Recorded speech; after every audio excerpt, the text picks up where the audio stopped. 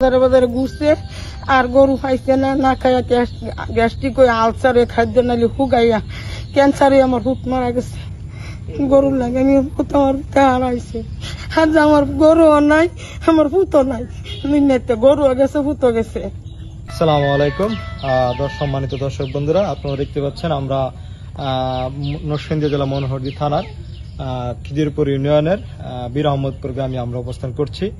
আপনারা ইতিমধ্যে অনেকে ফেসবুক অথবা গণমাধ্যমে জেনেছেন যে গতকালকা রাত্রে একটি অনাকাঙ্ক্ষিত ঘটনা ঘটে গেছে, যে আমাদের খিদিরপুর ইউনিয়নের একজন ভাইয়ের বাড়ি থেকে গরু চুরি হয়েছে। তো এই বিষয়গুলো আমরা একটু জানার জন্য আমরা চলে আসলাম। জি, আসসালামু আলাইকুম। জি, আপনার নাম কি? সমীর চক্রবর্তী। সমীর চক্রবর্তী। আচ্ছা, আমরা গতকালকা শুনলাম যে আপনার বাড়ি থেকে নাকি গরু চুরি হয়েছে। জি, গরু নিছে। আচ্ছা, কয়টা গরু চুরি হয়েছে? 5টা নিছিল, একটা ছুইটা আইসা পড়ছে, 4টা নিয়ে গেছে। মানে গরু নিজে থেকে চলে আসছে? যা নিজে থেকে চলে আইছে। এখন যে গরুগুলো নিয়েছিল এটা কয়টার দিকে নিছে? এটা মনে করেন খুব সম্ভবত 3টার দিকে নিছে।